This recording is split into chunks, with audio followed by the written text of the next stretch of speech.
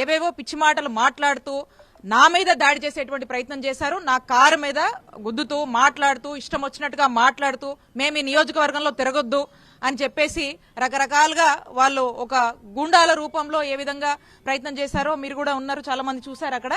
కాబట్టి ఇక్కడ మనము గతం ఎప్పుడైతే ఈ కూటమి ప్రభుత్వం అధికారంలోకి వచ్చిందో అప్పటి నుంచి చూస్తా ఉన్నాము, అనేక కేసులు పెట్టి ఇబ్బందులు పెడుతున్నారు మమ్మల్ని.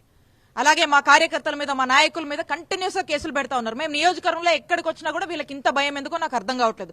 ప్రజల పక్షాన రైతుల కోసం కావచ్చు, స్టూడెంట్స్ సంబంధించినటువంటి విషయాలు కావచ్చు, ఆరోగ్య రంగంలో సంబంధించినటువంటి విషయాలు కావచ్చు, దేని మీద మెడికల్ కాలేజ్ మీద కావచ్చు, ఏ కార్యక్రమం అయినా కూడా మేము యాక్టివ్ గా పార్టిసిపేట్ చేసి బయటికి వస్తే ప్రజల పక్షాన నిలబడి ఒక గొంతుగా మారి పోరాడుతా ఉంటే మరి వీళ్ళంతా కూడా ఈ విధంగా మా మీద దాడి చేయడము, కేసులు పెట్టడం, ఎప్పటికప్పుడు మా గొంతు నొక్కేసే ప్రయత్నం చేస్తా ఉన్నారు. కేసులు పెట్టి ఏదో ఒక మహిళని కూడా చూడకుండా ఇలాంటి దాడులు చేస్తున్నటువంటి విష సంస్కృతికి మరి ఈ రోజు చిలుకలూరుపేటలో మరి ఎమ్మెల్యే పత్తిపాటి పుల్లారావు అండదండలతో ఈ విధంగా చేస్తా ఉన్నారు. కాబట్టి ప్రజలన్నీ కూడా గమనిస్తా ఉన్నారు. మీరు ఎంత భయపెట్టినా దడవం. మీలాగా 3 ఏళ్లు పదవులు అనుభవించి హైదరాబాద్ పారిపోయి కూర్చోలా. మేము ఇక్కడ ఉన్నాము, ప్రజల సమస్య కోసం పోరాడుతున్నాము, ప్రజల శ్రేయస్సు కోసం వైఎస్ఆర్ కాంగ్రెస్ పార్టీ తరఫున మేము ఇక్కడ పోరాడుతున్నాము.